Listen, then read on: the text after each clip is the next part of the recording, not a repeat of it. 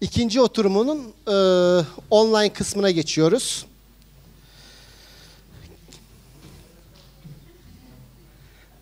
Online kısmında kimler var?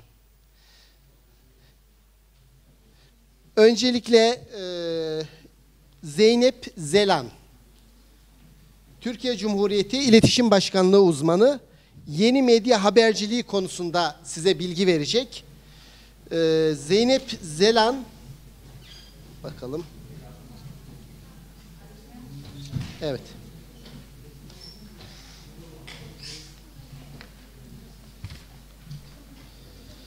Gazi Üniversitesi İletişim Fakültesi lisans ve yüksek lisans mezunu. Halen Ankara Hacı Bayram Veli Üniversitesi Sosyal Bilimler Enstitüsü Radyo, Televizyon ve Sinema bölümünde sosyal medya ve kültürel bellek üzerine doktora tezini yazmakta. Kanal 7, Kanal A gibi televizyon kuruluşlarında muhabir ve yapımcı olarak uzun yıllar çalışan Zelan, 2014 yılından bu yana İletişim Başkanlığı'nda iletişim uzmanı olarak görev yapmaktadır. Ayrıca kamu kurumları ve kuruluşları çalışanlarına yönelik yeni medya, sosyal medya, kriz yönetimi, dijital diplomasi gibi alanlarda eğitimler vermektedir. İlk konuşmacımız Zeynep Zelan olacak. İkinci konuşmacımız, panelistimiz Tolga Özgenç.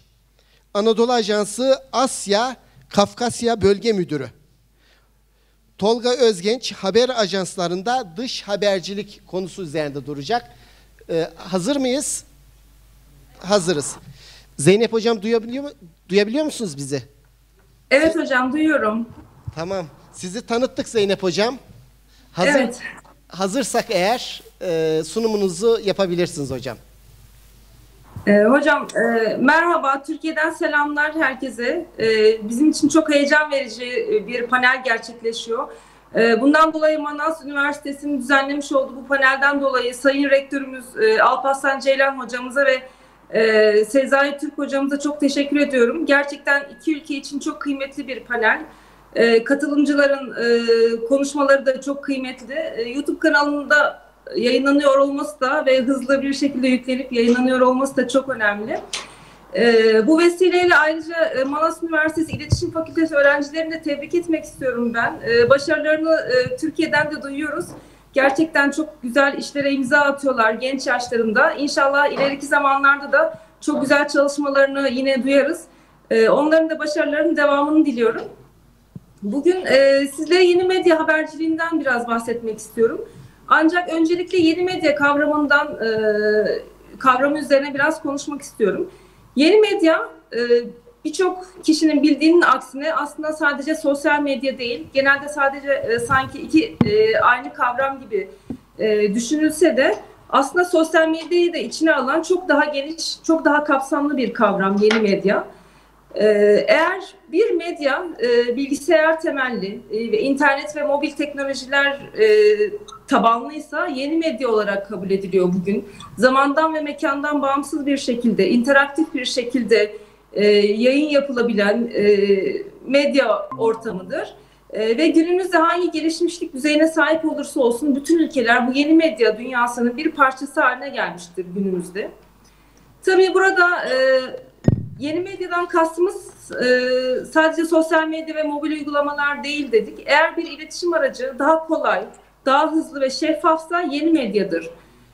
Günümüzde biz internet teknolojilerine yeni medya diyoruz ama 1900'lerin başında radyo çıktığı zaman gazetenin yanında radyo yeni medya olarak kabul ediliyordu. Daha sonra 1920'lerin sonunda televizyon icat edildiğinde, televizyon yayınları başladığı zaman televizyon yeni medya aracı olarak kabul ediliyordu.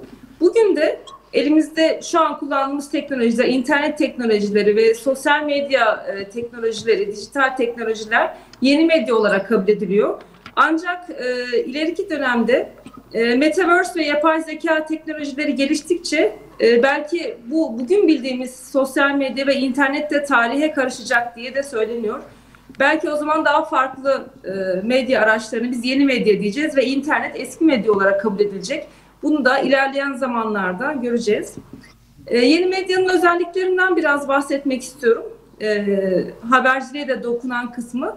En önemli özelliklerinden biri eş zamansızlık. Yani bugün şu an sizinle de konuşuyor olduğum gibi görüyorsunuz dünyanın her yerinden herkes eş zamansız bir şekilde artık bilgiye ulaşabiliyor. Örneğin işte eskiden bir dizi olduğu zaman işte o dizinin saatini beklerdi büyüklerimiz ya da işte haber saatini beklerlerdi haber izlemek için. Ancak bugün eş zamansızlık özelliği nedeniyle siz istediğiniz zaman istediğiniz diziyi izleyebiliyorsunuz. Kaçırdığınız programları izleyebiliyorsunuz. Aynı anda orada bulunma zorunluluğu ortadan kalkmış durumda yeni medya ortamında. Bir diğer özellik de kitlesizleştirme. Kitle iletişim araçları bildiğiniz gibi kitlelere yayın yapardı. Ana haber bülteninde her türlü haber vardı. Siyasi haberler de var, kültür haberleri de var, spor haberleri de var. Ancak bugün siz yeni medyada, işte mobil uygulamalarda, sosyal medyada hangi haber türüne ilgi görüyorsanız, ilgi gösteriyorsanız o türde haberlere ulaşmanız mümkün. Özellikle algoritmalar sayesinde. Diyelim ki siz spor haberlerini çok seviyorsunuz. Size sürekli sporla ilgili haberler karşınıza çıkıyor. Siyasi haberlerle ilgileniyorsunuz. Magazin haberlerini size çıkartmıyor, size göstermiyor sistem. Yani kitleye değil kişiye özel habercilik, yayıncılık söz konusu artık. Bir diğer özellik de sayısallık. Önceden halen de geleneksel medyada işte gazetelerin tirajı ölçülür. Mesela 100 bin satıyorsa bir gazete, 100 bin kişi onu okudu diye algılanırdı. Ya da televizyonda reyting ölçümü yapılıyor. İşte 85 milyonluk ülke nüfusunda işte 1000 kişinin evine reyting ölçüm cihazı konuyor ve o 1000 kişi üzerinden bir reyting, bir izlenme sayıları açıklanıyor. Ancak gerçekten o kişiler o programları izliyor mu yoksa açık bırakıp gitti mi belli değil. Ya da gazete 100 bin okunduğu söyleniyor. Fakat o 100 bin kişi o gazeteyi okumuş mu gerçekten? Her sayfasını okumuş mu? Bunu bilmiyoruz. Ama bugün insanlar bir internet haber sitesine girdiği zaman hangi haberleri okumuş, hangilerine yorum yapmış bunu görebiliyoruz. İşte sosyal medyada haberleri okuduğu zaman o habere hangi şehirlerden ulaşmışlar, işte cinsiyetlerine, öğrenim durumları ne, bu kadar detaylı verilere kadar ulaşabiliyoruz. O haberi okumuş mu yoksa sadece tweetini mi okumuş, haberi tıklamış mı içini, işte arkadaşına göndermiş mi, onunla ilgili yorum yapmış mı? Bütün sayısal verilere artık yeni medya haberciliğinde ulaşmak mümkün. Bir diğer özellik de internete bağlı olmak. Yani bu kadar büyük teknolojiler var. Dünya çapında bütün ülkeler buna çok dev yatırımlar yapıyor. Milyonlarca dolarlık, milyonlarca euroluk işte yatırımlar yapılıyor. Ancak bu kadar büyük teknolojinin bir handikapı var. İnternet ve elektrik. İnternet ve elektrik olmadığı sürece bu teknolojilerin hiçbir anlamı yok. Yani kriz durumlarında gördük, işte Türkiye'de de oldu. Mesela deprem sırasında işte telefonlara erişilemedi, internete erişilemedi. Dünyada da işte New York'ta elektrik kesintisi olmuştu mesela. Yani istediğiniz kadar hani büyük teknolojilere sahip olun, internet ve elektrik olmadığı sürece yeni medyanın da bir anlamı yok maalesef. Bir diğer özellik de ulaşılabilirlik. Artık dünyanın her yerinden herkes bilgiye ulaşabilir durumda. Örneğin ben şimdi Türkiye'den Kırgızistan'a bir panelde konuşma yapıyorum. Siz bu konuşmayı YouTube'da yayınlıyorsunuz. Ben o YouTube'daki videoyu Amerika'daki bir arkadaşıma gönderiyorum. O da Çin'de yaşayan Türk bir arkadaşına gönderebiliyor gibi. Yani artık bütün dünya çapında hep birlikte aynı şeye gülebiliyoruz, aynı şeye üzülebiliyoruz. Artık bilgiye ulaşmak mümkün. Bir diğer özellik de etkileşim. Yeni medya haberciliğinin geleneksel habercilikten en büyük farklarından biri de etkileşim. Önceden işte geleneksel medyada bir televizyona, gazeteye okuduğunuz haberi ya da dinlediğiniz bir haberi, haberle ilgili tepkinizi göstermeniz çok zordu. Telefonla belki tepkinizi gösteriyordunuz ama orada da sadece santralde görevli yetkili bunu duyabiliyordu. Ama bugün artık kamuoyu oluşturulabiliyor etkileşim sayesinde. Haberleri okuyup insanlar tepkilerini gösteriyor, beğenilerini dile getiriyor. Twitter'da gündem oluşturuyor, top tweet listesinde gündem oluşturuyor. Örneğin mesela dizilerden örnek verecek olursak TRT'de işte Masumlar Apartmanı dizisi yayınlanıyor. Masumlar Apartmanı dizisi yayınlandığı günden bugüne kadar her bölümde Twitter'da top tweet listesine mutlaka girmiştir. Yani girmediğini hatırlamıyorum, girmediği bölümü hatırlamıyorum. Artık reytinglerden değil bu top tweet listesine girme oranına göre dizilerin yayınlanması veya devam etmesine veya final yapmasına karar veriliyor. Yeni medya aslında bir anlamda geleneksel medyayı da yönlendiriyor denilebilir. Yeni medya çağında gazetecilik pratiklerinin de tamamen değiştiğini söyleyebiliriz. Ben televizyonculuk kökenliyim. 12 yıl televizyonda çalıştım. Biz televizyonda çalışırken çok büyük kablolarla, canlı yayın araçlarıyla, uplink araçlarıyla ve çok fazla sayıda görevliyle canlı yayınlar yapardık. Ancak bugün küçük bir cep telefonuyla her şeyi yapmanız mümkün. Röportaj yapabilirsiniz, ses kaydı alabilirsiniz, canlı yayın yapabilirsiniz, haberinizi çekebilirsiniz. Hatta sinema filmi bile çekmeniz mümkün artık küçük bir cep telefonuyla. Örneğin hepimizin bildiği şu an halen devam eden Ukrayna-Rusya savaşında da çok sık canlı yayınlar yapıldığını, dünyanın her yerinde olay bölgesinden canlı yayın yapıldığına şahit olduk. Burada benim en çok dikkatimi çeken örneklerden biri Lüksemburglu bir gazeteciydi. Philip Crowther 6 dilde bütün dünyaya Kiev'den canlı yayın yaptı ve halen yapmaya devam ediyor. İşte İngilizce, Lüksemburgça, Portekizce, İspanyolca, Fransızca ve Almanca dillerinde 6 farklı ülkenin kanalına canlı yayın yapıyor bir muhabir. O yüzden de artık yeni medya haberciliğinde herhangi bir kuruluşa bağlı olarak çalışmak zorunda değilsiniz. Bağımsız olarak dünyanın her yerinde habercilik yapabilirsiniz, haberinizi ulaştırabilirsiniz. Bunun için size tek ihtiyacınız olan şey küçük bir cep telefonudur. Bu anlamda gazeteciliğin tekelini de kırmış durumda yeni medya. Gazetecilikte siz bir gazete sahibi olmak zorunda değilsiniz, televizyon sahibi olmak zorunda değilsiniz. Onlar size işe almak zorunda değil. Siz doğru kaynaktan düzgün bir şekilde işinizi yaparsanız dünyanın her yerine ulaşabilirsiniz. Bu anlamda yani gazetecilikte yayın yapma ayrıcalığının ortadan kalktığını da söyleyebiliriz. Bu anlamda vatandaş gazeteciliğine de bir anlam kazandırmıştır. Panelimizde de bahsedildi. Eskiden sadece okuyucu, izleyici olan kitle bugün artık üretici hale gelmiştir. İnsanlar artık geleneksel medyanın verdiği gündemi almak yerine kendi gündemlerini, kendi yerel gündemlerini de değerlendirmek istiyor. Yani herkesin yayıncı olduğu bir ortam var yeni medya haberciliğinde. Peki bu ortamda gazetecilere ne düşüyor? Öncelikle özellikle genç arkadaşlara biraz seslenmek istiyorum. Yeni medyada habercilik yapmak isteyen, yeni medya çağında, geleneksel medyada da çalışsa sonuçta bu yeni medyadan etkileniyor. Yeni medya çağında habercilik yapıyorsanız nelere dikkat etmelisiniz? Birincisi, yeni medyada haber yaparken hangi alanda olursa olsun yeni gelişmeleri mutlaka takip etmelisiniz. Haberlerinizi daha fazla kişiye ulaştırmak istiyorsanız bu teknolojilerden mutlaka yararlanmalısınız. Örneğin Twitter'da mı haber veriyorsunuz? 280 karakterde derdinizi anlatmalısınız. 5M1K kurallarına uygun olarak 280 karakterde her şeyi anlatabilmelisiniz yeri geldiğinde. İşte YouTube'da video mu çekiyorsunuz? YouTube'un ne özellikleri varsa o özellikleri sonuna kadar kullanmalısınız. Instagram'da mı yayın yapıyorsunuz? Instagram ama işte insanlar gönderiler yerine hikayeleri mi daha çok seviyor? 15 saniyeniz var. 15 saniyede siz derdinizi anlatabilmelisiniz. 5M1K kuralına uygun olarak haberinizi verebilmelisiniz yeri geldiğinde 15 saniyede. Ya da işte Reels videoları çıktı mesela. Kolaj yaparak, çektiğiniz haber görüntülerden kolaj yaparak, güzel bir Reels videosu çekerek insanların haberinizi daha fazla izlemesini sağlayabilirsiniz. Önceden biz yeni medya haberciliği dersi verirken öğrencilere kamerayı yatay şekilde tutmalarını öğütlerdik. Çünkü işte yatay çekim televizyonda da yayınlanırsa daha rahat izlenebilir. İşte YouTube'a koyarsanız yatay olması gerekiyor diye. Ancak bu kural da değişti. Şimdi siz eğer haberinizi hikayede verecekseniz ya da Reels videosunda verecekseniz, çünkü cep telefonu dik ve insanlar dik bir şekilde bunu izliyor. Daha fazla izliyorlar. Çünkü sürekli elinin altında telefon. O zaman dik çekim yapmanızı öneriyoruz. Yani siz hangi mecrada yayın yapacaksanız onun özellikleri neyse ona göre yayın yapmalısınız ve her yeni gelen özelliği takip etmelisiniz ki daha etkili bir şekilde bunu kullanın. Bu anlamda yeni medyanın sadece gazetecilere değil, iletişim bilimcilere de sürekli yeni alanlar açtığını söyleyebiliriz. Diğer pek çok alanın aksine yeni medya iletişim teknolojilerinin katlanarak arttığı bir ortam. Bu ortamda da bizim sürekli kendimizi yenilememiz gerekiyor. Örneğin ben üniversitede okurken 2000'li yılların başında tüplü televizyonların çalışma sistemlerini öğreniyorduk. Ancak bugün tüplü televizyon diye bir şey yok.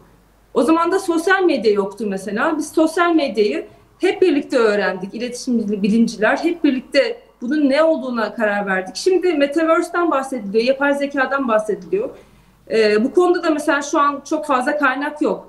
Daha çok böyle Bitcoin, işte NFT gibi daha çok ekonomi temelli teknolojiler üzerine kitaplar var. İşte nasıl para kazanılır gibi. Yakın zamanda da bu Metaverse, yapay zeka teknolojileri geliştikçe de bu alanda yeni bir alan açmış durumda ve bu alanda insanlar belki çalışmaya da başlayacak. Ya da ben yine okurken 2000'li yılların başında şu tartışılıyordu. İnternet haber siteleri gazetelerin sonunu getirir mi? Basılı gazetelerin sonu gelir mi? Ancak bugün halen gazeteler devam ediyor. Yani evet, büyük kapanan gazeteler oldu, dergiler oldu, dünya çapında da oldu, Türkiye'de de oldu. Ancak bugün geleneksel medya hala çok güçlü. Yani bu kadar yeni medyanın özelliğine rağmen geleneksel medyanın bittiğini söyleyemeyiz. Bunun en büyük nedeni de dezenformasyon. Yani bilgi kirliliği. Yeni medyanın en büyük handikapı bilgi kirliliğini yayması, onaylanmamış bilginin çok hızlı bir şekilde dolaşıma sunulması. Geleneksel medyadaysa daha kontrollü bir şekilde editörün süzgecinden geçen, kaynağı araştırılan bilgiler veriliyor. O yüzden bugün halen insanlar geleneksel medyaya daha fazla güveniyor. Geleneksel medyadan daha fazla haber alıyor diyebiliriz. Ve eskiden geleneksel medya sayısı sınırlıydı. Halen de öyle. Yani Türkiye'de karasal olarak yayın yapan belli sayıda televizyon var. İşte valilikten izin alıyorsunuz bir gazete çıkarmak için. Gazete sayıları belli. İşte televizyon için frekans almanız gerekiyor. Ancak yeni medyada artık buna gerek yok. Vatandaş gazeteciler de bu yeni medya sürecine dahil olmuş durumda. Hatta böyle bazı işte büyük kriz zamanlarında gazetecilerden önce vatandaşlar olay yerinde, bunlar vatandaşların çektiği görüntüler daha fazla dolaşıma girebiliyor. Bir gazeteci olay yerine gidene kadar vatandaş onu çekmiş ve sosyal medyada yaymış olabiliyor. Ve televizyonlar bunu almış olabiliyor. Yani çok hızlı hareket ediyor vatandaşlar da artık. Herkesin elinde telefon var. Herkesin telefonun kamerası kaliteli, yayın kalitesinde neredeyse.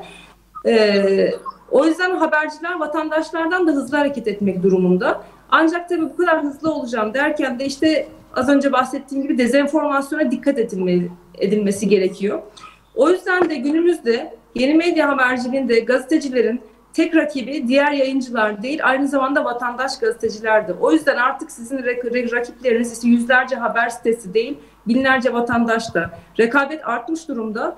Bu rekabet ortamında işte toparlayacak olursak teknolojileri takip etmelisiniz, dezenformasyona dikkat etmelisiniz ve hangi mecrada yayın yapacaksanız onun kurallarına uygun bir şekilde, etkin bir şekilde habercilik yapmaya özen göstermelisiniz. Son olarak Metaverse ve yapay zeka teknolojisinden biraz bahsetmek istiyorum. Yakın gelecekte aslında yeni medya haberciliği de bu yapay zeka teknolojilerinden etkilenecektir. Bunu yavaş yavaş görmeye başladık zaten örneklerini. Örneğin bir sanal haber stüdyosunda sanal bir muhabir saatlerce yayın yapabilecek, mükemmel bir telaffuza sahip olan, her dilde konuşabilen ve asla yorulmayan sunucu haber yapabilecektir, sunuculuk yapabilecektir. Örneğin seçim yayınlarında görüyoruz işte ülkede seçim olduğu zaman 4 saat 5 saat yayın yapmak durumunda kalan sunucular olabiliyor. İşte diğer arkadaşlarına devrediyor çünkü sonuçta bir insan ve yoruluyor. Ancak işte sanal sunucular mesela devreye girdiği zaman her dilde yayın yapabilen, haberlerin sürekli değişebildiği ve asla yorulmayan, çok güzel, çok yakışıklı, işte telaffuzu düzgün sunucular belki sunuculuk yapacak ve bizim insan sunucular hani yavaş yavaş devreden çıkacak. Hani bu iyi veya kötü demiyorum. Bunlar olabilir yakın gelecekte. Bunlar konuşuluyor. Mesela İletişim Başkanlığı'nın düzenlediği Stratcom Stratejik İletişim Zirvesi olmuştuk geçtiğimiz yıl Kasım ayında. Orada da Kasım ya da Aralık ayında yanlış olmasın. Orada da bahsedilmişti. Mesela TRT orada bir sanal muhabir başlatacaklarını söylemişti. Sanal muhabir uygulaması. Bu sanal muhabirin kanalı olacak. Sosyal medya hesapları olacak. Buradan haberler ulaştıracak. Canlı yayınlar yapacak dendi. Sanal muhabirler de artık yeni medya habercilerinin rakibi olabilir yakın gelecekte. O yüzden gelecek kendini güncelleyebilen, teknolojileri takip edebilen muhabirlerin olacak, iletişimcilerin olacak. Bu anlamda hepimize çok büyük görevler düşüyor. İnşallah biz de bu gelişmelere ayak uydurabiliriz diyorum. Ve konuşmamı burada sona erdiriyorum. Tekrar teşekkür ediyorum hocalarımıza ve tüm katılımcılara. Çok teşekkürler Zeynep Hocam. Sağ olun. Yeni medya gazeteciliği konusunda Zeynep Hoca hem teorik anlamda hem de kendisinin karşılaşmış olduğu sorunları ve pratikleri aktarma konusunda bize bilgi verdi. Teşekkür ediyoruz hocam. Şimdi Banu Hoca orada mı? Evet. Tolga Özgenç mi? Harun Bey. Tamam. Evet Harun Hocam. Merhaba hocam. Merhabalar, merhabalar. Ülkeden sevgiler oradaki tüm katılımcılara ve size hocam. Sağ olun, çok teşekkürler. Hoş geldiniz. Hoş bulduk. Sağ olun. Harun Urgancı, ATV Teknik İşler Müdürü. Harun Urgancı'yı size takdim edeyim. Harun Urgancı 1996 yılında ATV Ankara Ses Operatörlüğü ile mesleki çalışmalara başladı. 98 yılında TV8 Ankara Büro Teknik Yönetmenliği görevini yürüttü. 99 yılında CNN Türk Kanal D Ankara Büro Teknik Müdürlüğü ve aynı zamanda CNN Türk Ankara yine büro teknik altyapısının kurulmasında devreye girdi, görev aldı. Ankara Teknik Müdürlüğü'nü 5 yıl boyunca yaptı CNN Türk'ün. 2007 yılından itibaren ATV, A Haber, A News, A Spor gibi kanallar bünyesinde bulunduran Turkuaz Medya Ankara Teknik Müdürlüğü'nü yürütmektedir. Harun Urgancı ayrıca Ankara Hacı Bayram Veli Üniversitesi İletişim Fakültesi'nde öğretim görevlisi olarak uygulamalı derslere de girmektedir. Harun Urgancı'nın size aktaracağı konu başlığı televizyon yayıncılığında teknolojik gelişmeler ve istihdam arkadaşlar. Evet Harun Hocam, sizi dinliyoruz. Buyurun. Teşekkür ederim. Teşekkür ederim hocam. Herkese iyi günler tekrar. Tüm katılımcılara, değerli hocalarıma. Hocam şimdi televizyon yayınları yayıncılığın ilk yıllarından itibaren bilindiği üzere ve halen iletişim araçları içinde kendine özgü niteliklerin nedeniyle özel bir konuma sahiptir. Modüle edilmiş ses ve görüntü sinyallerinin taşındığı frekans spektrumunun sınırlı bir kaynak olması nedeniyle de 90'lı yıllara kadar özellikle tekel bir kamu tekelinde bir yayıncılık gelişmiştir.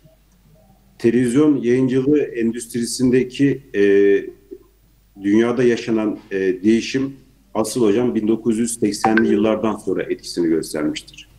1980'li yıllara kadar televizyon yayıncılığının iletimi RF sistemlerle ve radyo linkler aracılığıyla taşra bölgelerine yayılmaktayken 1980'lerden sonra analog uydu yayıncılığının gelişmesiyle beraber uydu üzerinden yayın hayatına başlamıştır.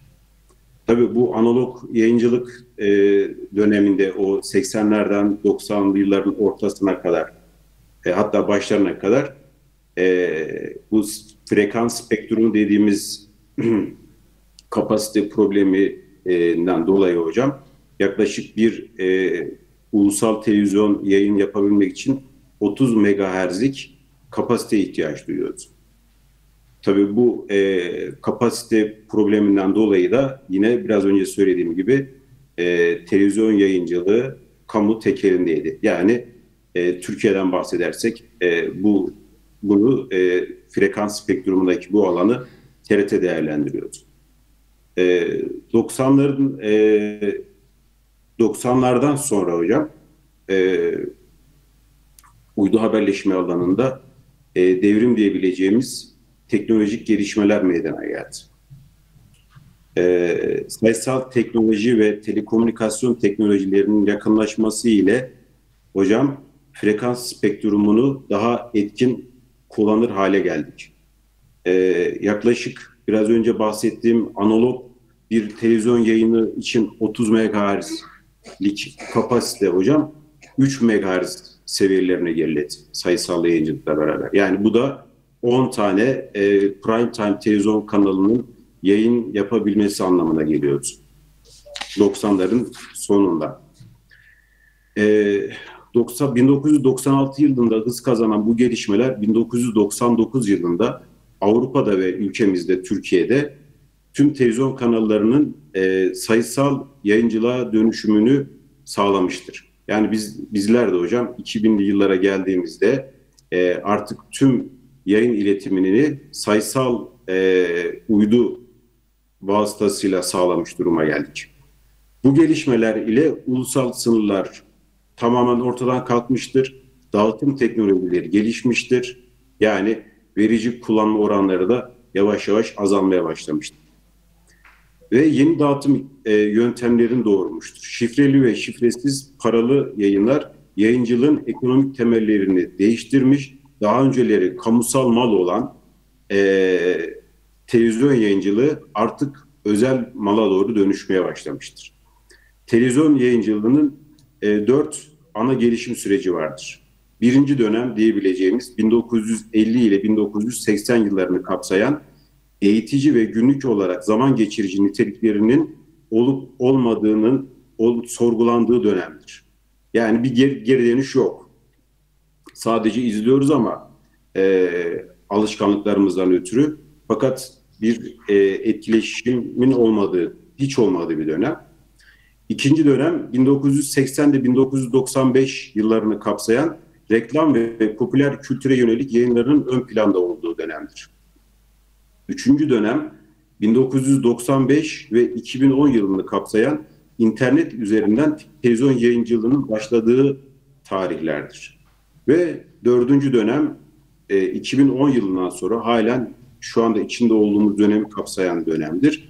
Bu dönemde televizyon yayıncılığının tüm üretim ve yayın aşamaları IPTV ve dijitalleşme yönünde hızla gelişmektedir. Ve hala gelişiyor yani. O kadar hızlı gelişiyor ki eskiden 5 yıl, 10 yılda etkisini gördüğümüz bu değişim artık yıl içerisinde bile birkaç kez değişime uğrayabiliyor.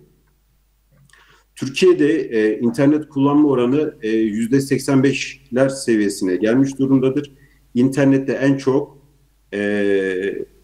zaman çevrim içi televizyon izleme ve sosyal medya ile geçirilmektedir.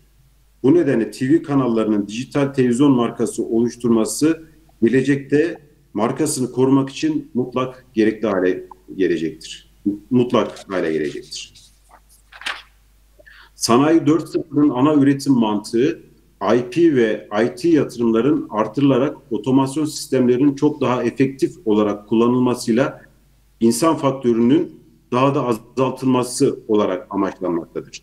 Özellikle COVID-19 pandemisi tüm sektörlerde kamu sektörü, bankacılık sektörü, eğitim sektörü, işte bizim medya sektörü olmak üzere tüm sektörlerde altyapı yatırımlarının geliştirilmesine ve mevcut altyapının da aslında test edilmiş olmasına sebep olmuştur. Burada şunu söyleyebilirim, ülkemizde özellikle çok iyi bir internet altyapısının olduğu da kanıtlanmıştır. Televizyon kurumlarındaki montaj operatörleri, muhabirler, yapımcılar, editörler, idari personeller, yani asıl yayın yapan kişilere lojistik destek sağlayanlar uzaktan yayın yapabilir duruma gelmişlerdir. İnternet altyapısının güçlenmesiyle beraber Skype bağlantıları, işte 4.5G bağlantıları, biraz önce Zeynep Hocam'ın da söylediği gibi altyapılarının güçlü olması sebebiyle çok aktif olarak kullanılır hale gelmiştir. 5G teknolojisiyle neler yapabileceğimizi sizler tahmin edebilirsiniz. 1990'lı yıllarda iki fazla gerçekleşen televizyon kanalları, bir tanesi prodüksiyon fazıydı bunlardan. Prodüksiyon fazının içerisinde işte tüm kameralar, ışıklar, ses sistemleri, kurgular, montajlar, playoutlar, VTR'lerin kapsadığı prodüksiyon fazı ve uydu haberleşme ve vericiler fazı vardı. İki fazla bir televizyon kanalı işletiliyordu. Uydu ve vericiler dediğimizde çok büyük yatırımlarla çok büyük işletme maliyetleriyle dönen bir fazdı. Şimdi 2000'li yıllardan sonra bu iki fazla yayıncılık yapma geleneği sınırlı teknolojiyle otomasyon sisteminin oluşumuyla beraber artık 3 faz haline dönüşmüş hale geldi. Ve hızla dönüşüm devam ediyor. Bu 3. otomasyon fazı arkadaşlar hem prodüksiyon hem de uydu haberleşme sistemlerini de kapsayan ve kendi ağını her geçen gün geliştiren bir faz haline dönüşmekte. İşte noktadan noktaya bağlantı, robotik kamera sistemleri, işte vericiler, arkadaşlar, IP encoder'lar, işte bu teknik terimlere çok derinlemesine girmeyeceğim. İnsansız, zamansız ve mekansız yayın anlayışının ilerlemesine neden olacaktır. İnternet, TV yayıncılığı ve sahiplik yapısına etkisi arkadaşlar, Web 2 teknolojisi ve Endüstri 4.0 teknolojileriyle beraber medya sektöründe sahiplik yapısı önemli oranda değişmektedir. Biraz önce Zeynep Hocam'ın da bahsettiği gibi dijital medyanın sosyal medya aracılığıyla yayılmasından sonra medya işletmesi sahibi olma şartı zayıflamıştır. Yani bir mecradan yayın yapabilmek için artık korkunç yatırımlara, büyük yatırımlara gerek kalmamıştır. Sizler zaten bunu çok yakından takip ediyorsunuz. Dijital medya döneminde arkadaşlar buranın altını çizerek söylüyorum. Sizler bunu lütfen iyi dinleyin. Yetenek, hayal gücü, zeka, farklılık ve girişimcilik önem kazanmıştır. Şimdi işte Barış Özcan, ünlü YouTuber, çok iyi çalışıyor ödevine, çok iyi araştırıyor. Fakat tek başına evinden şu anda 6 milyon tane abonesi olan bir YouTuber haline dönüştü. İşte benzer bazı gazeteciler, işte Cüneyt Özdemir örneğini verebilirim. Tek başına hazırladığı bültenle evinden bağlanarak işte milyonlara ulaşabiliyor. Farklı yorum yapabilen, dijitalleşme tekniklerini takip edebilen arkadaşlar, burası da çok önemli. Dijitalleşme teknikleri dediğimizde yine bu prodüksiyonda kullanmış olduğumuz tüm ekipmanları kapsayan bir alan ve iyi bir kamera kullanmak, kameranın tüm teknik detaylarını bilebilmek, ışık sistemlerini doğru kullanabilmek, ses sistemlerini keza öyle kullanabilmek, internet altyapısıyla ilgili donanımsal olarak bilgi sahibi olabilmek ve arkadaşlar iyi kurgu yapabilmek önem kazanmıştır. Girişimciler köklü geleneksel mecralardan daha fazla kitleye ulaşabilmektedir. Yani elimizin altında artık bütün bu imkanlar mevcut. İyi bir kamera, ışık sistemi vesaire olmadan da aslında elimizdeki kameralarla doğru ışığı ayarladığımızda işte arkada da artık sanal stüdyolarda oluşturabiliyoruz biliyorsunuz. Bir fon kurduğumuzda mevzu sadece içerik üretmeye kalıyor. İyi bir içerik üretildiğinde o mecrayı iyi kullandığınızda çok ciddi izlenebilirliğe kavuşabiliyorsunuz. Televizyonlarda zaman zaman içerik zayıf olduğu halde günümüzde zayıf içeriklerle eski alışkanlıklardan dolayı televizyon izleme alışkanlığından dolayı o yayın izlenebiliyor. Sırf televizyonda yayınlandığı için halen. Bu işte bu şu ana kadar yayın yapan tüm televizyon kanallarının oluşmuş marka değerleriyle de çok alakalı. Yani halihazırda marka değerini kullanarak zayıf, dediğim gibi çok güçlü olmayan içeriklerde hala izlenebilir durumda. Şimdi Endüstri 4.0 ile birlikte internet üzerinden veya sosyal medya üzerinden yayın yapan sayısal paydaşların arttığı ve kendi mecralarını oluşturmak için iyi bir teknik altyapının oluştuğunu görüyoruz. Bu nedenle televizyon yayın üretimi dijital evrimden etkilenmiştir. İnternetin televizyonla buluştuğu bu noktaya ise televizyon 4.0 dönemi diyebiliriz. Yani şu anda günümüzde halihazırda yapmış olduğumuz yayıncılık 4.0 televizyon 4.0 endüstriyle lütfen karıştırmayın diyebiliriz. Televizyon kurumları özellikle 2017'den sonra uzaktan prodüksiyon, IP altyapılı yayın yapım işleyişi ve 5G için teknik yatırımlar yapmaktadır. Bu da çok önemli bir gelişmedir. Hatta şöyle söyleyebilirim, 2017 senesini söyledim ama bu pandemi dönemi arkadaşlar bizim önümüzdeki 5 sene içerisinde gerçekleştirmeyi planladığımız yatırımların daha öne çekilmesine sebep olmuştur. Hızlandırmıştır süreci. Yani 5 senede karşılaşacağımız teknolojiye, çok özür dilerim, biz 2 sene içerisinde neredeyse kavuştuk ve teknik altyapı yatırımları da çok hızlı bir şekilde devam etmektedir. Video, ses, kamera, ışık mekanizmalarını geliştiren yazılımlar, dijital tabanlı yayın sistemlerine dönüşmüş durumdadır.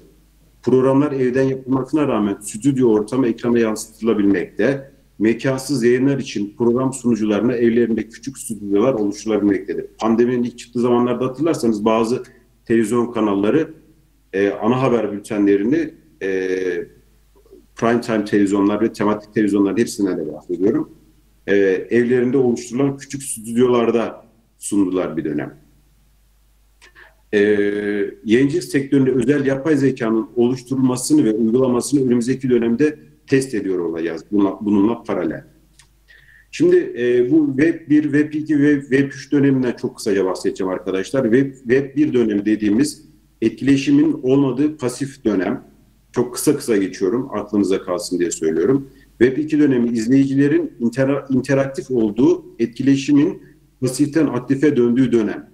Sosyal ağların oluşma zemininin hazırlandığı dönem aynı zamanda. İşte Facebook, Instagram, Twitter, YouTube vesaire gibi. Web 3 dönemi arkadaşlar internet teknolojisinin geldiğimiz son hali, şu anda yine halen içerisinde olduğumuz akıllı arama, veri madenciliği, yapay zeka bu dönemin altında kategorize edilebilir. Tüketim alışkanlıklarımız, zevklerimiz, meraklarımızın analiz edildiği dönem ve içeriklerin neredeyse bizim önümüze geldiği bir dönem olarak adlandırabiliriz yine. Son yıllarda televizyon yayınları çok daha az maliyetli olan internet üzerinden yapılmaktadır. Reytinglerin rakamdan ibaret olduğu günlerin izleyici alışkanlıklarının veri analiz yöntemiyle kişiselleştirilmiş ve TV yayıncılık mecralarına evrilmiş olduğunu görüyoruz. Sonuç olarak dünyada ve Türkiye'de TV izleme süresi hızla düşmektedir arkadaşlar. 4 yıl önce 5 saat olan kişi başı TV izleme süresi şu anda 3 saat seviyesine düşmüştür. 20 yaş altı, özellikle sizin genç arkadaşlardan bahsediyorum, 1 saatin altına düşmüştür. Bu bağlamda TV kurumlarının geleneksel TV yayıncılığının dışında yeni medyaya yatırım yapması, Endüstri 4.0 ve 3 anlayışıyla çalışma sistemi kurması, gelecekte izleyici bulabilmesi adına bir zorunluluktur. Televizyon 4.0 yenilikleriyle ışık, kamera, montaj, sunucu, program, haber metinleri vesaire arkadaşlar, insanların ve robotların birlikte çalıştığı melez çalışma ortamlarını yaygınlaştıracaktır. Günümüzde dijital ve akıllı robot yazılımları ile habere ulaşmak, yayını tüm dünyaya ulaştırmak çok daha ucuz hale gelmektedir. Kurumların robot yazılım teknolojisini kullanmasıyla insansız, zamansız, mekansız, bu kavramları çok önemli diyorum, zamansız yayın anlayışı için yaptığı yatırımlar devam edecektir. Netflix ve diğer paralı platformlar bunlara örnektir şu anda. Son olarak insan kaynakları kısmına, yani benim de ders verdiğim okulumda öğrencilerimin çok sık sorduğu sorular ve sizlerin de eminim merak ettiğiniz bu insan kaynaklarını, yani bizler işte sektörde ya da başka mecralarda nasıl var olabiliriz'in cevabını bunun içerisinde arkadaşlar. Şu anda ortalama Türkiye'de sektörün tüm çalışan sayısı 60 binler civarında. Bunun içerisinde işte kamera arkası çalışanlarından tutun da habercilere kadar programcılar, yapımcılar, kameramanlar arkadaşlar hepsi dahil. Ülkemizde mevcut iletişim fakülteleri bildiğim kadarıyla Türkiye'de 90 civarında şu anda iletişim fakültesi var. Çok sayıda mezunlar var. İşte Kıbrıs'ta okuyan iletişim fakültesi öğrencileri, işte Kırgızistan, Manas'ta okuyan iletişim fakültesi öğrencileri ve iletişim fakültesine yakın eğitim veren meslek yüksekokulu mezunlar arkadaşlar aslında çok büyük bir potansiyelin varlığını göstermektedir. Burada 1990'lı yıllarda özel sektörün açılım göstermesiyle beraber ihtiyacı olan personeli TRT kurumundan sağlamaktayken biz bugün arkadaşlar özel sektör olarak kendi ihtiyacımız olan personeli kendimiz üniversitelerle bu mezun arkadaşlarımızla bir şekilde bağ kurarak kendimiz yetiştirebilmekteyiz. Şimdi özel sektör ve iletişim fakültelerinin el birliğiyle özel sektör kendi ihtiyacını karşılıyor ama arkadaşlar burada nitelikli öğrencilere ihtiyacımızın olduğunun altını çizmek istiyorum. Günümüzde çok daha nitelikli personel ihtiyaç duyuyoruz. Bizler işte ben aynı zamanda Hacı Bayram Veli Üniversitesi İletişim Fakültesi'nde dersler veriyorum. Oradaki tanıdığım hocalarım var. Yani bir nevi arkadaşlar buraya gelen stajyer arkadaşlarımız oluyor. Gezmeye gelenler oluyor. Yani insan kaynakları avcısıyız biz bir nevi. Bu kendi branşımızla ilgili tabii. Ben teknik branşta olduğum için yani o branşta çalışabilecek kişileri gözlemlemeye çalışıyorum. Bunlar kimler olabilir diye. Halihazırda şu anda kurumumuzda benim 3-4 tane öğrencim çalışmakta profesyonel olarak. Şimdi tabii bu işler çok da kolay olmuyor. Bunun için arkadaşlar gerekli olan şeyler yetenek, hayal gücü, zeka, farklılık, tutku, heyecan, girişimcilik arkadaşlar. Bunlardan da önemlisi aslında hangi alanda, hangi branşta görev alacaksanız kendi mizacınızı iyi analiz etmeniz gerekiyor.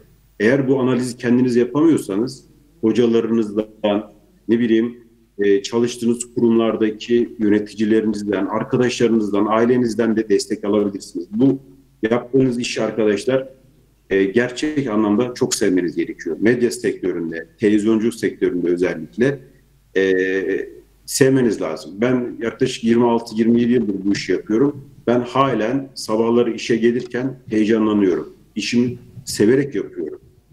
Dolayısıyla da kendimi de çok çalışmış gibi görmüyorum. Yani burada bir nevi mutlu oluyorum.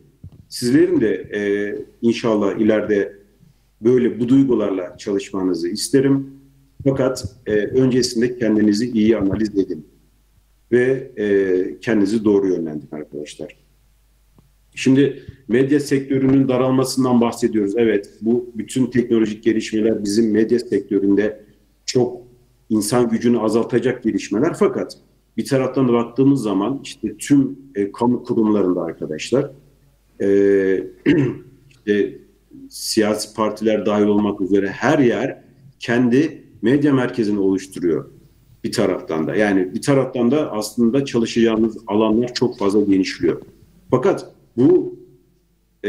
bunların içerisinde var olabilmek için biraz önce söylediğim gibi arkadaşlar yetenek, hayal gücü, işte zeka, farklılık, girişimcilik ön planda. Bizler karşılaştığımız adaylarda aradığımız özellikler genelde bunlar oluyor. O yüzden kendinizi iyi tanımanızı öneririm.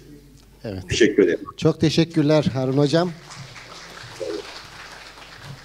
Harun Hocam, şimdi Ankara'da staj yapmak isteyen öğrencilerimiz var. Turkuaz Medya'da staj yapmak isteyen öğrencilerimiz var. Gazetelerde, halkla ilişkiler alanında ve televizyonda. Bu konuda arkadaşlarımıza katkı sağlayacağınızı umuyorum. Yani buradan sesleniyoruz ama sizin Kırgızistan'a çok içtenlikle, samimi bir şekilde baktığınızı biliyorum. Bu konuda evet, hocam. Söyleyeceğiniz bir şey var mı? Hocam yani biz şimdi yani elimizden ne geliyorsa şimdiye kadar zaten her anlamda öğrencilerimize destek olduk hocam. Ben eğitmen ve bir sektör çalışanı olarak da hocam bunu iyi bir açığı iyi fark etmiş durumdayım. Yani deneyim kazanmak için mutlaka bir şekilde en azından bir staj yapmış olmaları gerekiyor. O anlamda aday öğrencilerimiz varsa hocam belli bir takım prosedürler gerekiyor ama onları sağlamak koşuluyla aramızda staj yapmalarına imkan sağlamaya çalışırım hocam. Öyle söyleyeyim. Çok teşekkürler. Mayıs ayında belli olacak. Ona göre isteyen öğrenci arkadaşlarımızı size yönlendirebiliriz. Tabii Olur dediğiniz gibi prosedüre uygun olarak. Teşekkür ediyorum Harun Hocam. Sağ olun. Rica ederim. Ben teşekkür ederim. Evet. Şimdi son panelistimiz. Biliyorum yoruldunuz. Sabah 10'dan beri buradasınız. Kolay bir şey değil. Derslerde bile 20 dakikadan sonra zorlanıyorsunuz. Yaklaşık 6 saat, 7 saattir buradasınız. Sevgili arkadaşlar, şimdi son olarak Tolga Özgenç, Anadolu Ajansı Asya Kafkasya Bölge Müdürü. Tolga Bey haber ajanslarında dış habercilik konusunda bilgi verecek. Ama onun öncesinde kendisini tanıtayım size. Hatay'da doğdu Tolga Özgenç. İlk ve orta öğrenimini burada tamamladıktan sonra üniversiteyi Ankara'da okudu. Gazi Üniversitesi İletişim Fakültesi Radyo Televizyon bölümünden mezun oldu. Öğrencilik hayatı devam ederken 95 yılında çalışmaya başladı. TGRT, Kanal D, Kanal 6, Star ve CNN Türk televizyonlarında muhabir ve yönetici olarak görev yaptı. 2007'de Anadolu Ajansı'nda çalışmaya başladı. Ajansta muhabirlik, yayıncılık yaptıktan sonra 2014 yılında eski Sovyet ülkelerinin sorumluluk alanında bulunduran Anadolu Ajansı Asya Kafkasya Bölge Temsilcisi olarak atandı. Tolga Özgenç halen bu görevi yürütmektedir. Merhaba Tolga Bey, sesim geliyor mu? Merhabalar hocam, sesiniz çok genç ve güzel geliyor. Çok teşekkürler. Öğrencilerimiz merakla sizi dinlemek istiyorlar. Teşekkürler. Sağ olun, buyurun. Çok teşekkür ederim Sezai hocam. Hem size hem de oradaki arkadaşlarımızı, kardeşlerimizi Bakü'den selamlıyorum. Bizim az önce söylediğiniz Asya Kafkasya Haberleri Editörlüğü'nün merkezi Bakü. Ben Bakü'de görev yapıyorum. Bütün eski Sovyet ülkelerini buradan yönetmeye çalışıyoruz. Diğer ülkelerde de bizim muhabirlerimiz var. Şimdi siz anons ettiniz dış haberciliği anlatacak diye. Bununla ilgili aslında en sonda söyleyeceğim cümleyi başta söylesem oradaki kardeşlerimiz beni belki daha kolay anlarlar. Hem Harun Hoca'yı dinlerken hem sizi dinlerken bir taraftan da telefon elimde İstanbul'daki Rusya-Ukrayna zirvesi müzakerelerini takip etmeye çalışıyorum. Çünkü savaşan iki ülkenin heyetleri oradalar. Hem benim ülkemde bir zirve yapılıyor. Hem savaşan ülkeler benim sorumluluk alanım. Yani aslında dış habercilik nedir? İşte budur. Bir tarafta telefon, bir tarafta oradaki kardeşlerimize bir şeyler sağlamaya çalışma duygusu. Diğer tarafta rutin işleyişler. Bunların hepsini bir şekilde yapmaya çalışmak habercilik artı dış habercilik deniyor. Bunu belki en sonda söylemek gerekirdi ama ben baştan söyleyeyim. Şimdi hazırladığım notlardan birkaç tanesini aktarmaya çalışayım ve hızlı sunmaya çalışayım ben notlarımı. Çünkü arkadaşlarımız yorulduğunu söylediniz. Anadolu Ajansı ile ilgili aslında çok kısa bilgi vermek isterim. Çünkü sanırım Harun Hoca'ya sorduğunuz soruyu sonunda bana da soracaksınız. Öyleyse ben bu ajansın reklamını yapma şansını da kaçırmak istemiyorum. O yüzden Anadolu Ajansı 1920'de kuruldu.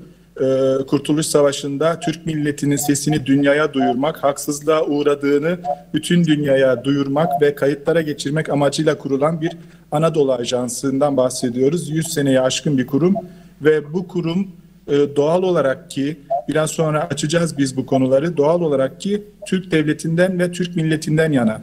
Hani şimdi ben iletişim fakültesine başladığımda hocalarımız bize işte gazeteci tarafsız olmalı, şöyle olmalı, böyle olmalı diye bir sürü notlar anlattılar. Ve birkaç tane de Batı'dan, Amerika'dan örnekler verdiler. Daha sonra biz büyüyüp, serpilip bu sektöre başladığımızda yabancı kuruluşları analiz etmeye başladığımızda işin hiç de öyle olmadığını anladık.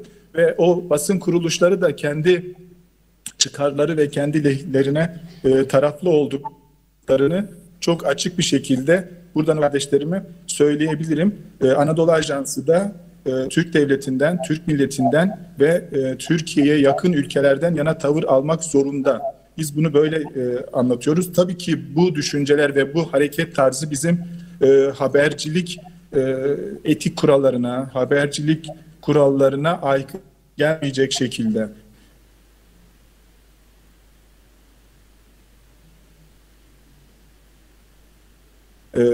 açıklayabilmesi ile ilgili biliyorum arkadaşlar ilgisi çekebilir. Anadolu Ajansı'nda yaklaşık 2000 kişi çalışıyor. 1500'e yakını Türkiye dışında, yani dış haberci sayılabilecek durumda arkadaşlarımız. 41 tane yurt dışında ofisimiz var bizim.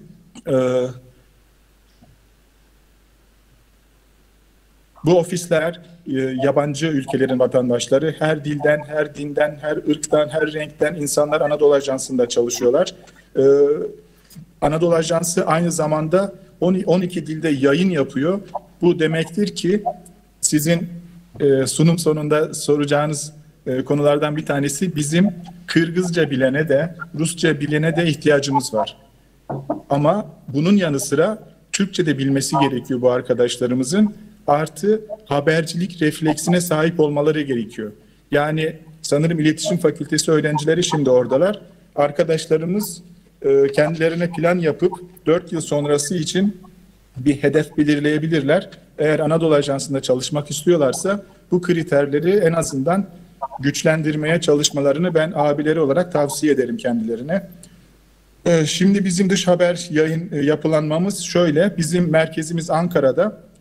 Orada yayın yönetmenimiz bulunuyor ve bu yayın yönetmenine bağlı bölgesel merkezler var. Bunlardan bir tanesi Asya Kafkasya Merkezi, Bakü'de yer alıyor. Bir tanesi Avrupa, bir tanesi Amerika, Orta Doğu Haberleri Editörlüğü ve Afrika Haberleri Editörlüğü şeklinde 5 bölgeye ayrılmış durumdayız. Bu neyi sağlıyor? Birazcık daha yönetebilmeyi ve sorumlulukları yerele yüklemeyi ve işin başında sorunların çözülmesini, haberin yönlendirilmesini ve muhabir arkadaşların görevlendirilmesini kolaylaştırıyor. Doğal olarak Ankara'ya daha fazla yük binmemiş oluyor ya da sorunlar azalarak Ankara'ya iletiliyor ve yayınlarımızın merkezi de Ankara. Bunu da arkadaşlarımızla paylaşmış olayım. Bu işleyişimiz nasıl? İşleyişimiz çift yönlü. Hem yayın yönetmenimizden aldığımız talimatları, önerileri biz burada değerlendiriyoruz. Muhabir arkadaşlarımızı yönlendiriyoruz. Hem de muhabir arkadaşlarımızdan, yani kim bunlar? Ülkelerdeki muhabirler, dış haberciler, sahada çalışan arkadaşlarımızdan aldığımız bilgileri, haberleri kendi yayın politikamız doğrultusunda yayına ve Ankara'ya iletmeye çalışıyoruz. Yani iki taraflı bir trafikten söz ediyoruz. Genel olarak Anadolu Ajansı'nın işleyişi böyle. Şimdi dış haber 12 dilde yayın yaptığımızı söylemiştim, onu hatırlatayım. Bu yani dış haberciliğin temelindeki sorulardan bir tanesi. Mesela bir ülke, biz resmi haber ajansıyız ama çalışma şartlarımız ve yayın bağımsızlığımız birçok ülkelerden farklı. Biz daha fazla tarafsız ve özgür yayın yapmaya çalışıyoruz ama başta söylediğim maddemiz her zaman geçerli. Sloganlarımızdan bir tanesi sessiz çoğunluğun sesini duyurmak. Yani buradan aslında hani yayın politikamızın ne olduğunu anlatabiliriz. Bu sessiz çoğunluğun kim olduğu çok önemli değil. Sadece bugüne kadar egemen devletlerin, egemen ajansların, egemen basının oluşturduğu belli bir yayın anlayışının alternatifini biz ortaya koymaya çalışıyoruz. 12 dilde yayın yaparak bunun, ya bugüne kadar böyle alıştınız ama bir de bakın bu olayın böyle bir tarafı var. Bu olayın görünmeyen yüzü var. Bu olayın gerçekten farklı nedenleri olabilir soru işaretini yaptığımız yayınlarla duyurmaya çalışıyoruz. Anadolu Ajansı'nda genel olarak bilgilerimiz bunlar. Arkadaşlarımız eğer daha fazla bilgi almak isterlerse parantez açarak bizim bir muhabirimiz de Kırgızistan'da Bişkek'te görev yapıyor. Kırgızistan'ın bağımsızlığından beri Anadolu Ajansı'nın orada bir muhabiri hep görev yaptı. Şu andaki arkadaşımız da 15 yıla yakındır orada görev yapıyor. Bunu da sizlerle paylaşmış olayım. Şimdi Anadolu Ajansı'nın bu yapılanmasında dış haberler kısmında çalışanlar veya herhangi bir basın kuruluşunun dış habercisi olmak isteyenler ya da olanlar ne kazanıyor, nasıl olmalı? Hani bununla ilgili düşüncelerimi aktarmaya çalışayım sizlere. Öğrenci arkadaşlar, şunu çok rahatlıkla söyleyebilirim. Eğer dış haberlerde çalışıyorsanız çok iyi geziyorsunuz. Yani baştan bunu anlatayım. Yani kendi paranızla ya da babanızın gönderdiği, ailenizin gönderdiği parayla gezemeyeceğiniz kadar geziyorsunuz. Çünkü dış habercisiniz. Yani bir yere bağlı kalmıyorsunuz. Farklı ülkelere gidiyorsunuz. Bir öğretmen, bir polis ya da bir avukat olsanız belki hiç yurt dışına çıkmazsınız ama hem haberci olmak hem de dış haberci olmak bizlere bu avantajı sağlıyor. Gerçekten bu önemli bir şey. Hani bunu birinci sırada söylememin, yanlış anlamayın, ilginizi çekmeye çalışıyorum. Bu alana ilginizi çekmeye çalışıyorum. Yoksa dış haberciler sürekli geziyor diye düşünmeyin. Diğer taraftan dış habercilerin aşırı sorumlulukları var. Çünkü siz bir ülkeyi, bir kurumu temsil ediyorsunuz ve başka bir ülkede ve başka bir ülkeyle ilgili haberler yapıyorsunuz. O haberler özellikle resmi ajanslarsanız, resmi devletin resmi televizyon kanalı, resmi ajansı, medyasıysanız çoğu zaman iki ülke arasındaki diplomatik ilişkilerde bile gündeme gelebiliyor. O yüzden yaptığınız her haberi normal habercilikte bile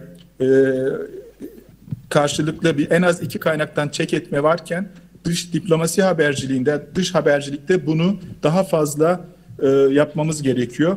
Çünkü bu sadece haberi ya da kurumunuzu değil, bazen ülkenizi de ilgilendiren durumlar oluyor.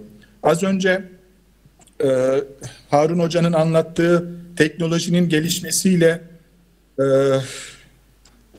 bütün habercilerin, bütün muhabirlerin aslında yükü arttı. Hem işleri kolaylaştı hem yükü arttı. Neden?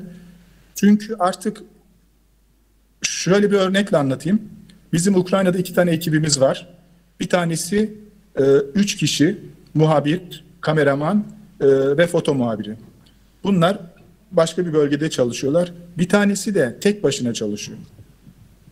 Yani o 3 kişinin yaptığı işi de yapabildiğini söyleyebiliriz. Çünkü elindeki küçük imkanlar, cep telefonuyla yayın yapıyor. Cep telefonuyla fotoğraf çekiyor. Ve onu haberini yazıyor. WhatsApp denilen çağımızın hastalığı aslına bakarsanız onun üzerinden haberlerini bize geçiyor, bilgilerini bize ulaştırabiliyor.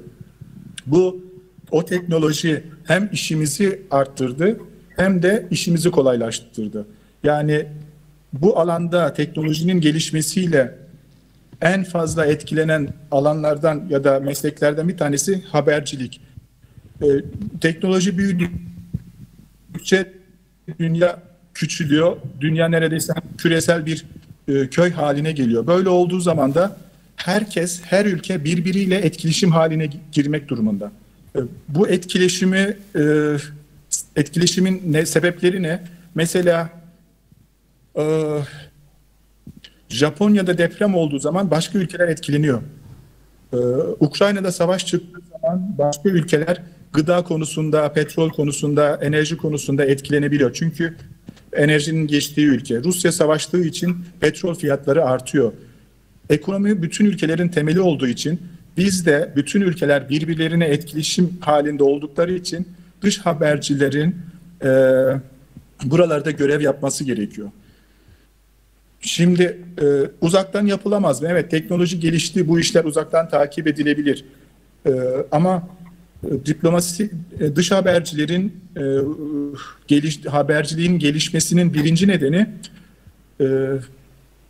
artık basın kuruluşları, ülkeler, devletler ya da dünyada şöyle söyleyeyim, ya dünyada dış habercilik ya da medya artık bir diplomatik araç olarak kullanılıyor. Gerçi bölgemizde silahı bile diplomatik araç kullanan büyük devletler var. Kendi yaşadığımız bölgede, benim sorumluluk alanımda. Hani onu söyleyelim ama onun yanında medyanın kullanılıyor olması çok da hani kabahat sayılmaması gerekiyor. Yani günümüzün gerçeği aslında bu. Biz ne kadar da hani baştan anlattık ya, tarafsız olması gerektiğini söylesek de öyle değil.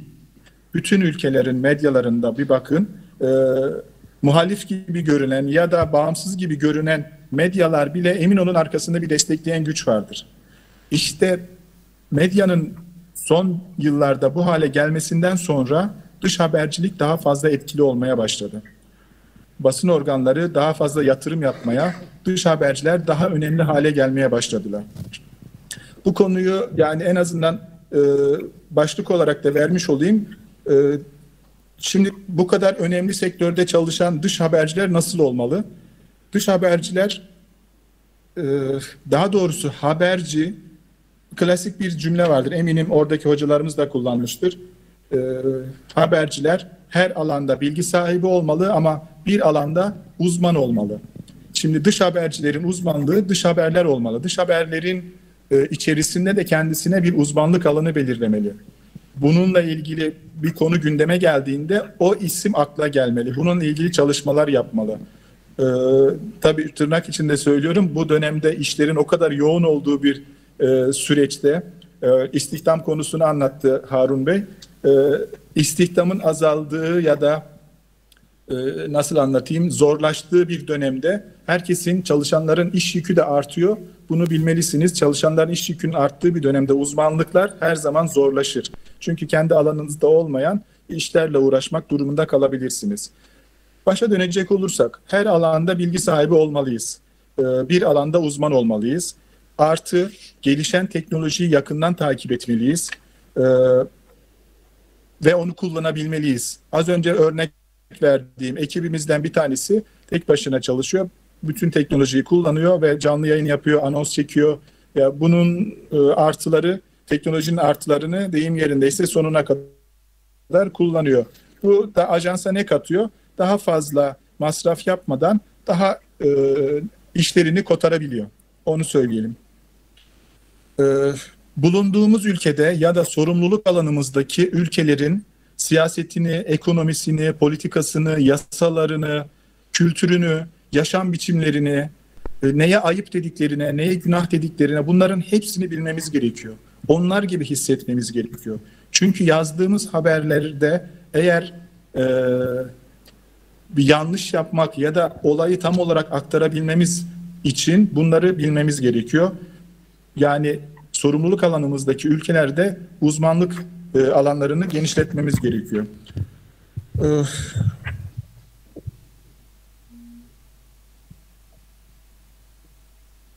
Dış haberciler sadece uzmanlık alanlarında haber yazmıyorlar. Dış haberciler bulundukları yerlerde deprem haberi de yazıyorlar, sel haberi de yazıyorlar, Cumhurbaşkanı ile röportaj da yapıyorlar. Yani bu böyle tam anlamıyla kendini dolu dolu geliştirmesi gereken insanların yapabileceği bir iş. İlgi duydukları ya da sorumlu oldukları alanlarda oranın dilini mutlaka bilmeleri gerekiyor. Onlar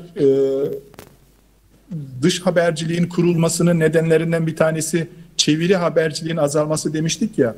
İşte kendi personelleriyle çeviri haberlerini azaltıp kendi haberlerine, haberlerin ya da bilgiye birinci kaynaktan ulaşmak için personelin yerel dili mutlaka bilmesi gerekiyor.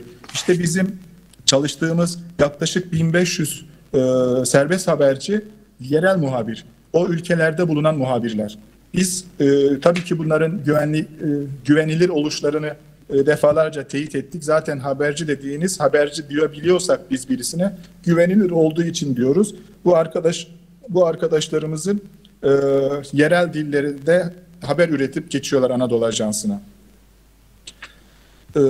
Bizim habercilerde ya da dış habercilerde olması gerektiğini düşündüğümüz bazı özelliklerden bahsettim. Bunlardan bazıları da her meslekte öncüler vardır. İyi olanlar vardır. Sosyal medyada mesela arkadaşlarıma ben tavsiye ederim. Onların takip etmelerini tavsiye ederim. Yazdıkları haberleri ilgi duymalarını, okumalarını tavsiye ederim. Diğer taraftan sosyal medyada ülkeyi iyi tanımaktan bahsettik ya. Mesela siz Facebook kullanıyorsunuz ama Çin Facebook kullanmıyor ya da Rusya Facebook kullanmıyor. Sizin de kullanmanız gerekiyor eğer siz orayla ilgileniyorsanız. Sizin de kullanmanız gerekiyor. Kaynaklarınıza oradan ulaşabilirsiniz. Benim bulunduğum Azerbaycan'da bütün iletişim ya da bütün paylaşımlar Facebook'tan yapılıyor. Twitter'ı kimse kullanmıyor. Ben buradayım, Twitter'ı kapatıyorum diyemem, mümkün değil. Çünkü başka ülkede de Twitter kullanılıyor. Yani habercilerin özelliklerini doğru, tarafsız, güvenilir, hızlı, pratik, algılarının açık olması, farkındalık yeteneğinin yüksek olması gibi özelliklerin herkeste olması gerektiğini kabul edip bunların dışında bir şeyler söylemeye çalışıyorum. Bunlardan bir tanesi işte çevremizi geniş yapmamız gerekiyor. Haber kaynakları, bilgi kaynaklarını genişletmemiz gerekiyor. Bunun hem fiziken yapılabiliyor şu dönemde hem de sosyal medya üzerinden yapılabiliyor. Çünkü bütün ulaşmak istediğimiz insanların mutlaka bir sosyal medya hesapları var. Biz mesela şu anda Ukrayna'daki yetkililere, Rusya'daki yetkililere böyle ulaşıyoruz. Onların açıklamalarını da bunlar üzerinden alıyoruz. Onlara da böyle buradan sorular sorabiliyoruz. Aslında sizin şu an iletişim fakültesinde okuyan arkadaşlarımızın şanslı olduğunu düşünüyorum. Çünkü iletişim çağının teknolojinin içine tam olarak doğdu demesek de gelişme dönemlerinde teknolojinin de yoğun kullanıldığı dönem olarak düşündüğümüzde şanslısınız. Bizler teknolojiyi sonradan kendimize monte eden bir nesil olarak uyum sağlamaya çalışıyoruz. Bu yüzden sizlerin teknolojiyi çok iyi kullanması gerekiyor. Bütün mecraları takip etmeniz gerekiyor ve her alanda var olduğunuzu göstermeniz gerekiyor. Tabii ki sosyal medyanın bizim kurumsal haberciliğimize etkileri de var, olumsuz etkileri de var. Mesela benim zamanımın çoğu sosyal medyada çıkan bir haberi teyit etmeyle geçiyor. Sosyal medyada yerinden oturmuş ya da bir yerde herhangi bir yerde yapılan paylaşımın kurumsal medyanın o paylaşımın hızına ulaşması imkansız.